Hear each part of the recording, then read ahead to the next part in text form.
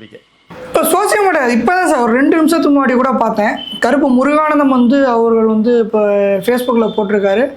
பாஜகவுடைய உண்மை தொண்டர்கள் எப்பயுமே தேசியத்தின் பக்கம் தெய்வீகத்தின் பக்கம் தான் நிற்பாங்க. அதான் பாரதிய ஜனதா கட்சியினுடைய பின்னாடி தான் நிற்பாங்க.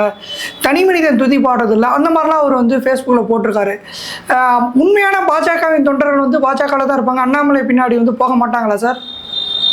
அதாவது அவர் சொல்கிறாரு, நான் அப்போ உண்மையான பாஜக தொண்டன் இல்லையா, நான் அங்கே சோத்துலலாம் நீளமும் காவியம் வாங்கி எழுதிட்டு தெரிஞ்ச ஆள் கிடையாதா, எனக்கு என்ன நோக்கம் இருந்து என்னுடைய இலக்கு என்னவாக இருந்துச்சு, தமிழகத்தில் ஒரு பாஜக ஆட்சிக்கு வரணுங்கிறது தான் என்னுடைய நிலைப்பாடு, அதுக்காக வேண்டி தானே பண்ணணும். இப்போ நான் அண்ணாமலை பக்கம் தான் ரொம்ப பதிவு பண்ணிட்டேங்க.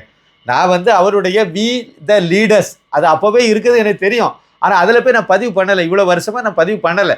நான் சாதாரணமாக தான் இருந்துகிட்டு இருந்தேன். ஆனால் எனக்கு தெரியும் அவர் பாஜகவுக்கு வரும்போதே அவர் நம்ம பி த லீடர்ஸுங்கிற ஒரு அமைப்பை பண்ணுறாருங்கிற எனக்கு தெரியும். மோடியின் தமிழகம்னு புக்கை எழுதினேன் நான் அந்த புக்கில் இதெல்லாம் நான் சொல்லியிருக்கேன், இதெல்லாம் எழுதியிருக்கேன். இந்த வி த லீடர் நீ ஒரு அமைப்பெல்லாம் அவர் நடத்திட்டு இருக்காருங்கிறதுலாம் நான் சொல்லியிருக்கேன் அதில். அதனால் எனக்கு அதில் சேரல. ஆனால் இப்போ காலையில் இவர் 12 மணிக்கு மேலே அண்ணாமலை அவர்கள் 25 நிமிஷம் அந்த வீடியோவில் அது நேர்முகமாக பேசியிருக்காரு. அவர் பேசினதை தொடர்ந்து நான் அந்த இதில் உடனே பதிவு பண்ணேன். அப்போ நான் என்னுடைய நம்பர் 28,000 சில்லறையில் இருந்துச்சு, அதாவது 30,000க்கு உள்ளால இருந்துச்சு.